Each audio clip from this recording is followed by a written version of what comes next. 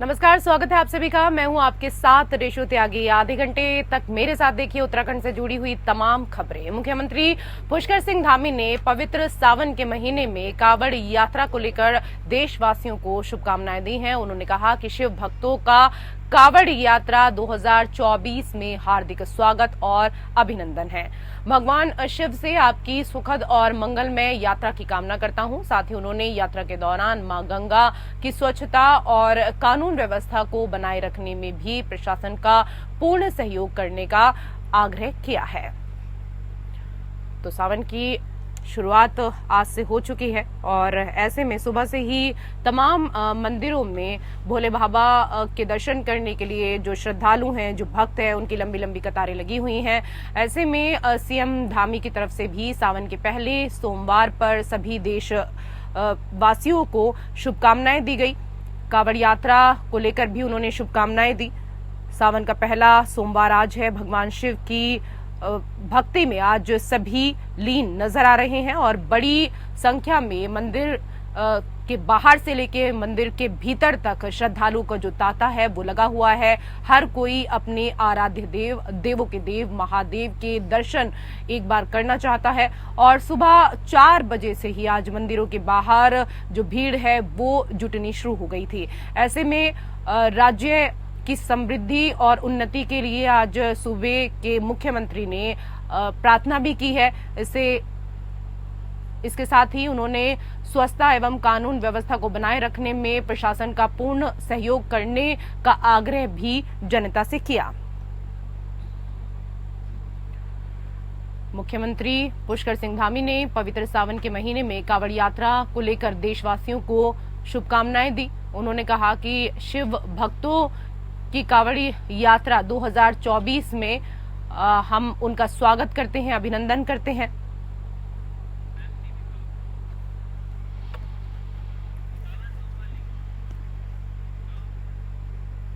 तो आज से सावन के महीने की शुरुआत हो चली है और कई साल बाद ऐसा संयोग बना है जब सोमवार के दिन से ही सावन महीने की शुरुआत हुई है। सावन के पहले सोमवार पर शिवालयों में भक्तों की भीड़ उमड़ रही है। हरिद्वार के कनखल स्थित महादेव मंदिर में सुबह सवेरे से ही श्रद्धालुओं का जमावड़ा लगा हुआ है। श्रद्धालु गंगा जल, दूध, दही और बेलपत्र से भगवान शिव की आराधना करते हुए नजर आ रहे हैं। हर कोई प्रार्थना कर रहा है और ऐसे में शांति की कामना कर रहे हैं कि उनके परिवार में सभी सुखी रहें, देश में सभी सुखी रहें। उन्नति की लोग कामना कर रहे हैं। हरिद्वार की कनखल नगरी भगवान शिव की ससुराल है और मान्यता है कि भगवान शिव सावन के महीने में कनखल में ही निवास करते हैं। यहीं से सृष्टि का संचालन करते हैं। माता सती की मृत्यु के बाद भगवान शिव ने ही राजा दक्ष को कनखल के दक्ष मंदिर में निवास करने का वरदान दिया था और यही कारण है कि साल भर इस मंदिर में श्रद्धालुओं का तांता लगा रहता है। तो मान्यता है कि भगवान शिव इस दौरान हरिद्वार के कनखल मंदिर में निवास करते हैं और इसी वजह से बड़ी संख्या में लोगों की भीड़ यहां देखने को मिलती है। भगवान शिव के भक्तों का मन भावन सावन आज से शुरू हो चुका है और हमारे सहयोगी रुपेश वालिया ज्यादा जानकारी के साथ जुड़ चुके हैं हमारे साथ फोन लाइन पर। रुपेश, क्योंकि सावन का पहला सोमवार है और ऐसे में भगवान शिव की ससुराल में तो आज देख सकते हैं कि सुबह से ही श्रद्धालुओं की जो भीड़ है वो उमड़ी हुई है। किस तरह का उत्साह शिव भक्तों में देखने को मिल रहा है? देखिए रिशु, सावन का आज पहला सोमवार है और मजे की बात यह है कि पहले सोमवार में सुबह से ही यहाँ पर भारी बारिश हो रही है और बारिश के बावजूद जो शिव भक्त हैं उनमें काफी उत्साह देखा जा रहा है। खासकर यदि भगवान शिव की ससुराल कनखल की बात करें तो दक्षेश्वर महादेव मंदिर पे सुबह से ही भक्तों का तांता लगना शुरू हो गया था और भक्त जो है भगवान शिव की पूजा अर्चना कर रहे हैं। यहाँ बेलपत्र, दूध, दही आदि से भगवान शिव का जलाभिषेक यहाँ पर जो शिव भक्त हैं वो कर रहे हैं। ऐसा भी पहली बार ही देखने को मिल रहा है कांवड़ यात्रा के दौरान। ये कांवड़ से पहले ही भारी जो भीड़ है वो कांवड़ियों की यहाँ पर उमड़ चुकी है और आज स्थिति ये है कि सावन का, क्योंकि आज पहला सोमवार है और विधिवत रूप से कांवड़ यात्रा भी आज से ही प्रारंभ हुई है, इसके बावजूद भी जो हाईवे का एक हिस्सा है, जो जाने वाला जो हिस्सा है, वो बिल्कुल कांवड़ियों से पैक है। और जो कांवड़िये बिल्कुल भारी संख्या में यहाँ पर, क्योंकि बारिश भी हो रही है, तो ऐसे में जो कांवड़िये वो चाहते हैं कि जल्दी से जल्दी बारिश के दौरान अपना सफर जल्दी से जल्दी तय कर लें। तो इसलिए कांवड़ियों में बहुत ज्यादा उत्साह भी यहाँ पर देखा जा रहा है। खासकर शिव भक्तों की यदि बात करें तो यहाँ पर जितने भी शिवालय हैं हरिद्वार में, सभी को बिल्कुल दुल्हन की तरह सजाया गया है और शिव भक्त यहाँ पर भगवान शिव का जलाभिषेक कर अपने जो मन्नत है उसे पूरा करने की यहाँ पर दुआएं मांग रहे हैं। बिल्कुल रूपेश, जैसे कि आपने बताया कि बारिश हरिद्वार में इस दौरान हो रही है, लेकिन बारिश के बाद भी जो भक्तों का उत्साह है वो कम होता हुआ किसी भी तरह से नजर नहीं आ रहा है, बल्कि बारिश का भी लोग लुत्फ उठा रहे हैं और मंदिर में अपने आराध्य देवों के देव महादेव के दर्शन करने के लिए पहुंच रहे हैं। क्योंकि अगर विशेष तौर पर बात करें कनखल के इस मंदिर की, तो हमेशा ये कहा ही जाता है कि महादेव की ये ससुराल है, तो ऐसे में शिव की पूजा तो की जा रही है, लेकिन इसके साथ ही शिव परिवार की पूजा भी क्या इस दौरान की जा रही है, किस तरह की तस्वीरें वहां देखने को मिल रही हैं और इस दौरान भक्त क्या कुछ प्रार्थना ईश्वर से कर रहे हैं? कहना बिल्कुल ठीक है, क्योंकि जब भगवान शिव की पूजा होती है तो भगवान जो शिव परिवार है उसकी भी पूजा यहाँ पर होती है। मान्यता ये है कि सावन के पूरे जो दिन होते हैं, उस पूरे सावन में भगवान शिव साक्षात दक्षेश्वर महादेव मंदिर पर विराजमान रहते हैं। ये जो वचन है, ये इन्होंने दक्ष जो प्रजापति हैं, दक्ष प्रजापति को ये वचन दिया था कि सावन में सावन के जो जितने भी दिन होंगे पूरे सावन, वो यहाँ पर दक्षेश्वर महादेव मंदिर पर विराजमान हो जाते हैं। तो मान्यता ये भी है कि गुरु पूर्णिमा के दिन ही भगवान शिव दक्षेश्वर महादेव मंदिर में वास करने के लिए आते हैं और पूरे सावन भगवान शिव दक्षेश्वर महादेव मंदिर में ही विराजमान रहेंगे। और इसीलिए दक्षेश्वर महादेव मंदिर जो दक्षेश्वर महादेव का जो मंदिर है, उसकी यहाँ पर विशेष मान्यता है कि जो सावन के दौरान जो सोमवार को भगवान शिव का जलाभिषेक करते हैं, उनकी सभी मन्नतें यहाँ पर पूरी होती हैं। और लोग बाग भगवान शिव का जलाभिषेक करने के बाद अपने अपने तरीके से जो मन्नत मांगनी है वो मन्नत मांगते हैं। इसीलिए यहाँ पर भगवान शिव का जो ये दक्षेश्वर महादेव मंदिर है, इसकी विशेष मान्यता है। यहाँ पर सुबह से ही भक्तों की लंबी लाइन यहाँ पर लगी हुई है। बारिश के बावजूद भी भक्तों में उत्साह, जो शिव भक्त हैं उनमें उत्साह काफी नजर आ रहा है। सुरक्षा व्यवस्था यदि बात की जाए तो फिलहाल जो पुलिस की तरफ से सुरक्षा व्यवस्था है वो यहाँ पर व्यापक सुरक्षा व्यवस्था की गई है। जी, बहुत बहुत धन्यवाद तमाम जानकारी के लिए रूपेश। और उधर मसूरी विधायक और कृषि मंत्री गणेश जोशी ने आज मसूरी देहरादून मार्ग पर क्षतिग्रस्त हिस्से का निरीक्षण किया और नुकसान का जायजा लिया। इस दौरान 22 करोड़ रुपए की लागत से गलोगी धार के ट्रीटमेंट के कार्य की धीमी गति पर नाराजगी भी व्यक्त की और लोक निर्माण विभाग के अधिकारियों को जमकर फटकार भी लगाई। आपको बता दें कि 4 वर्ष पूर्व मसूरी देहरादून मार्ग पर भारी मात्रा में मलबा और पत्थर सड़क पर लगातार आ रहे थे, जिससे हर समय दुर्घटना का भय बना हुआ था। इसके बाद 15 जून को कैबिनेट मंत्री द्वारा भूमि पूजन के बाद 6 महीने के भीतर कार्य पूर्ण करने की बात कही गई थी, जिस पर अधिकारियों ने भी तय समय पर कार्य पूर्ण करने का आश्वासन दिया था। वहीं अभी तक केवल 30% कार्य ही हो पाया है, जिस पर कैबिनेट मंत्री ने नाराजगी व्यक्त की और कार्य को जल्द पूरा करने के निर्देश दिए। कैबिनेट मंत्री ने माल रोड के टूटे हिस्से का निरीक्षण किया। इसके बाद लोक निर्माण विभाग द्वारा माल रोड के सौंदर्यीकरण के तहत किए गए कार्य की गुणवत्ता को लेकर भी नाराजगी व्यक्त की है। तो कृषि मंत्री गणेश जोशी ने इस दौरान दौरा किया है और अधिकारियों को फटकार भी लगाई। मसूरी देहरादून मार्ग पर क्षतिग्रस्त हिस्से का भी उन्होंने निरीक्षण किया। आपदा प्रभावित क्षेत्रों का भी दौरा किया। कार्य की गुणवत्ता को लेकर उन्होंने नाराजगी जाहिर की।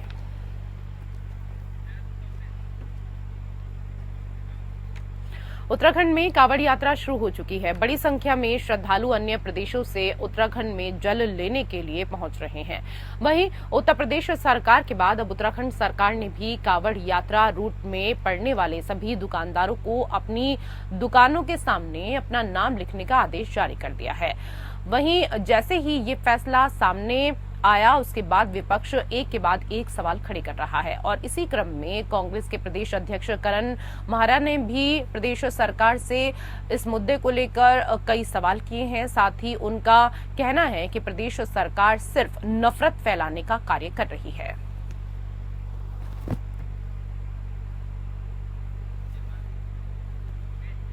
और हमारे सहयोगी योगेश फोन लाइन पर ज्यादा जानकारी के साथ जुड़ चुके हैं। योगेश, उत्तर प्रदेश के बाद अब नेम प्लेट का जो मामला है वो उत्तराखंड में भी तेजी के साथ गर्माता जा रहा है। कांग्रेस के प्रदेश अध्यक्ष ने इस दौरान कई सवाल किए और वो कह रहे हैं कि प्रदेश सरकार सिर्फ नफरत फैलाने का कार्य कर रही है। और क्या कुछ उन्होंने कहा इस दौरान मीडिया से चर्चा करते हुए? बिल्कुल, जब हम बात करें कि कांवड़ यात्रा शुरू होती है और उत्तराखंड में भी बहुत बड़ी संख्या में श्रद्धालु आते हैं, वो कांवड़ लेकर आते हैं। यहाँ पर नीलकंठ महादेव का मंदिर है, वहां पर जल चढ़ाते हैं। और इसी को देखते हुए जो उत्तराखंड की जो सीमा है, जो उत्तर प्रदेश से जुड़ती है, वहां से लेकर और पूरा जो रास्ता है जहाँ पर कांवड़ जाते हैं, उस पूरी जगह में अब जितने भी दुकानदार हैं उन लोगों को अपने नाम लगाने पड़ेंगे। ये 12 जुलाई को ही ये प्रदेश सरकार ने कर दिया था। अब जब बात करें इस पूरे निर्णय की, तो उसके बाद विपक्ष को लेकर सवाल खड़े कर रहा है। विपक्ष का कहना है कि जब करण मेहरा की खासतौर पर हम बात करें, जो प्रदेश अध्यक्ष हैं, उन्होंने कहा कि अगर इतना ही है तो जो बाल काटने वाले होते हैं, जो लकड़ी का काम करने वाले होते हैं, जो अन्य कई सारे काम करने वाले होते हैं, वो भी तो एक धर्म के होते हैं, तो क्या आप उन लोगों को भी आप प्रतिबंध लगा देंगे? जबकि सरकार ने सीधे तौर पर ये कहा है कि किसी के ऊपर प्रतिबंध नहीं लग रहा है, आप लोग सिर्फ अपना नाम जो है वो बताइए। जब वो मुख्यमंत्री से ये बात पूछी गई तो उन्होंने कहा था कि पिछली बार ऐसी कुछ घटनाएं सामने आ गई थी, इसके बाद हमें ये फैसला लेना पड़ा। अब विपक्ष जो है इसी को मुद्दा बना रहा है। उसका कहना है कि ये बिल्कुल नहीं होना चाहिए, इस तरह से जो है लोगों को बांटा जा रहा है। और यही सब अगर बात करें हम, तो जो करण मेहरा है वो भी यही सवाल खड़े कर रहे हैं। बिल्कुल योगेश, क्योंकि देखिए ये तो यहाँ पर पार्टियों का मसला हो गया और एक दूसरे के ऊपर इस तरह से आरोप प्रत्यारोप दोनों लगाते रहेंगे। बीजेपी जहाँ कह रही है कि कांवड़ यात्रा में शुचिता बनी रहे, पवित्रता बनी रहे, इस मकसद से हमने ऐसा किया है, वहीं कांग्रेस हो या अन्य दल लगातार बीजेपी को इस मामले में घेरने की कोशिश यहाँ पर कर रहे हैं। लेकिन अगर, क्योंकि आप तो ग्राउंड स्तर पर रिपोर्टिंग करते हैं, लोगों से बातचीत करते हैं, कांवड़ियों से भी आपकी यहाँ पर बात हुई होगी, कांवड़िये इस फैसले को किस तरीके से ले रहे हैं? नहीं, बिल्कुल, ऋषिकेश में जब कांवड़िया जा रहे थे तो उनसे बातचीत की गई, तो सीधे तौर पर कांवड़ियों ने इसका स्वागत किया। उनका कहना है कि हमें कहाँ लेना है, क्या नहीं लेना है, ये हमारे ऊपर निर्भर करता है। लेकिन अगर नाम डिस्प्ले होते हैं तो इसमें कोई बड़ी बात नहीं है और कुछ भी इसमें गलत नहीं है कि पता चल जाए कि किसकी दुकान है, नाम डिस्प्ले होता है। उनका भी यही कहना है कि कभी कभी ऐसी स्थिति पैदा हो जाती है कि हम लोग जहाँ पर कुछ खाना नहीं चाहते हैं, लहसुन प्याज का भी अगर कुछ नहीं खाना चाहते हैं, तो वो खाद जो है वो लेते हैं। और अगर इस तरह का फैसला सरकार ने लिया है तो इससे हमारे लिए बहुत सही रहेगा। बात यही है कि इसको लेकर भले ही कितना ही कहें, लेकिन ऐसा है कि ये कुछ इतना बड़ा भी फैसला नहीं है कि अगर हम फल की बात करें तो आम लोग जो है वो फल कभी भी किसी से पूछ कर नहीं लेते हैं। नाम भले ही किसी का भी लग जाए, लेकिन फल तो वो लेते ही है जिससे लेना होगा। इसी तरह से अन्य भी चीजें हैं। लेकिन जहाँ तक खाने पीने की बात है, अगर कांवड़ यात्रा में आया हुआ जो कांवड़ी है वो अगर नहीं खाना चाहता है किसी के हाथ से, ये उसका निर्णय है। लेकिन अगर नाम डिस्प्ले हो जाता है तो इसमें भी कोई बड़ी बात नहीं। जी, बहुत बहुत धन्यवाद तमाम जानकारी के लिए योगेश। एनआईटी उत्तराखंड के स्थायी परिसर निर्माण के तहत किए जा रहे कार्य को सुमाड़ी गांव के ग्रामीणों ने बाधित कर दिया। ग्रामीणों का कहना है कि जिस जगह एनआईटी के स्थायी परिसर का भूमि पूजन हुआ है उससे काफी दूर एनआईटी का निर्माण कार्य किया जा रहा है। एक सप्ताह के अंदर एनआईटी जिला प्रशासन एनबीसीसी समेत निर्माणदायी कंपनी के साथ संयुक्त रूप से बैठक की मांग सुमाड़ी के ग्रामीणों ने की है। एनआईटी के स्थायी परिसर का निर्माण कार्य ठीक से शुरू भी नहीं हुआ कि यहां निर्माण कार्य को लेकर सुमाड़ी के ग्रामीणों में आक्रोश है। इसके साथ ही चमराड़ा बैंड के समीप एनआईटी निर्माण के लिए कार्यरत कंपनी के ऑफिस के बाहर बड़ी संख्या में सुमाड़ी गांव के ग्रामीण एकत्रित हो गए। यहां ग्रामीणों ने एनआईटी प्रशासन समेत जिला प्रशासन पर गांव के ग्रामीणों की अनदेखी करने व चिन्हित स्थान पर निर्माण कार्य न करवाने को लेकर आक्रोश व्यक्त किया। ग्रामीणों और निर्माणदायी संस्था के अधिकारियों के बीच तीखी नोकझोंक भी हुई। इस बीच आक्रोशित ग्रामीणों ने यहां ऑफिस बंद करवा दिया। इसके बाद साइट इंचार्ज विकास बाबू के निर्देश पर ऑफिस में कर्मचारियों ने सांकेतिक रूप से तारे लगाने के साथ ही कार्य बंद कर दिया। साइट इंचार्ज के ग्रामीणों को समझाने और आश्वासन के बाद ग्रामीण वापस घर लौटे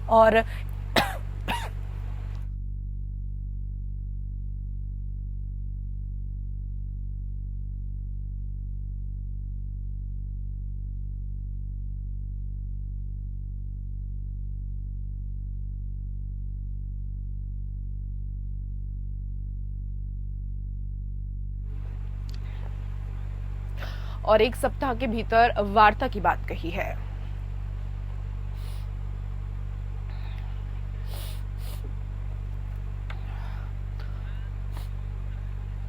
उधर खटीमा में विगत दिनों आई भीषण बाढ़ आपदा से तहसील क्षेत्र के विभिन्न ग्रामों तथा नगर क्षेत्र का भारी नुकसान हुआ है। वहीं मुख्यमंत्री के निर्देश पर स्थानीय प्रशासन ने लगातार आपदा पीड़ितों को राहत पहुंचाने का कार्य किया है। इसी क्रम में सरकार के निर्देश पर कृषि विभाग, गन्ना विभाग, उद्यान विभाग तथा राजस्व विभाग सहित विभिन्न विभागों के अधिकारियों की टीमों ने शनिवार से आपदा पीड़ित क्षेत्रों में पहुंचकर सर्वेक्षण का कार्य शुरू किया है। सर्वेक्षण के दौरान आकलन के बाद पीड़ितों को मानक और नियमानुसार राहत राशि प्रदान की जाएगी। वहीं मुख्य कृषि अधिकारी अजय कुमार वर्मा ने बताया कि आपदा से जिन किसानों के फसलों को नुकसान हुआ है, भूमि कटाव हुआ है या फसलों पर गाद और सिल्ट आ गई है, ऐसे प्रभावित क्षेत्रों में टीम ने सर्वे किया है और इसका आकलन कर नियम और मानक के अनुसार पीड़ितों को सहायता उपलब्ध कराई जाएगी।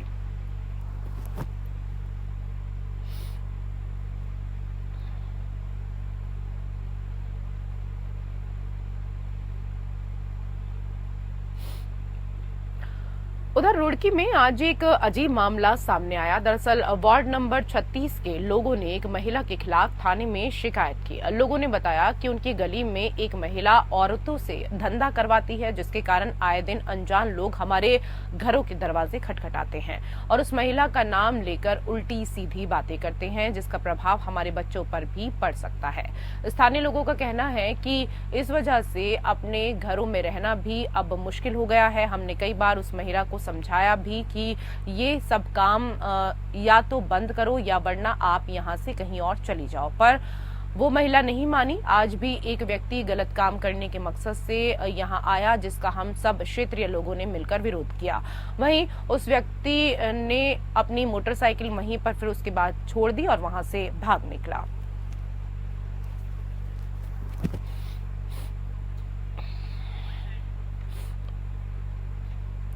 मॉनसून सीजन में बार बार लैंडस्लाइड के कारण बाधित हो रहे पौड़ी कोटद्वार नेशनल हाईवे और ऋषिकेश बद्रीनाथ नेशनल हाईवे पर अब उत्तराखंड कांग्रेस के महासचिव कविंद्र ईस्टवाल ने सवाल उठाए हैं और सरकार की मॉनसून सीजन तैयारियों को अधूरा बताया है।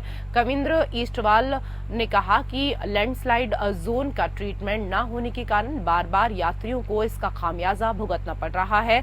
कई यात्री अपनी हाईवे से गुजरने में अपनी जान भी गंवा चुके हैं, लेकिन यात्रियों की सुरक्षित यात्रा के लिए ठोस कदम आखिर कब उठाए जाएंगे, इसका जवाब सरकार दे।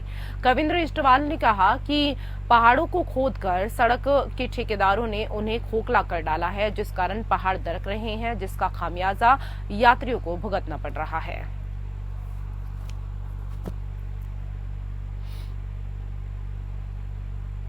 गदरपुर से मटकोटा जाने वाली सड़क पर एक भीषण दुर्घटना हुई। 45 वर्षीय मोन्टू दफादार स्कूटी से दिनेशपुर से अपने घर लौट रहे थे, तभी एक डंपर ने उन्हें कुचल दिया, जिससे उनकी मौके पर ही जान चली गई। घटना के बाद स्थानीय लोग तुरंत घटनास्थल पर जमा हो गए। पुलिस ने मौके पर पहुंचकर कार्रवाई की और पंचनामा भरकर शव को पोस्टमार्टम के लिए जिला अस्पताल भेज दिया। बताया जा रहा है कि मृतक शादीशुदा था और उसके 3 बच्चे हैं। इस हादसे से उनके परिवार में शोक की लहर दौड़ गई।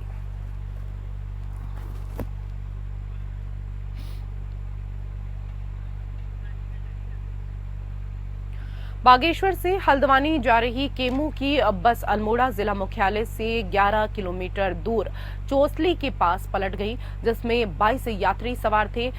बस के पलटने से बस में सवार यात्रियों में चीख पुकार मच गई। घटना की जानकारी मिलते ही पुलिस दल सहित प्रशासन की टीम मौके पर पहुंची और स्थानीय लोगों की मदद से बस में फंसे लोगों को बाहर निकाला गया। वहीं घायलों को सुयालबाड़ी प्राथमिक स्वास्थ्य केंद्र भेजा गया, जहां उनका उपचार किया जा रहा है। बस के सड़क पर पलटने से दोनों ओर से वाहनों की लंबी लंबी कतारें लग गई। सड़क पर इस दौरान पलटी बस को क्रेन की मदद से किनारे कर यातायात चालू करवाया गया। इसमें सवार आधा दर्जन लोग गंभीर रूप से घायल हो गए। उत्तराखंड की खबरों में मेरे साथ फिलहाल इतना ही। नमस्कार।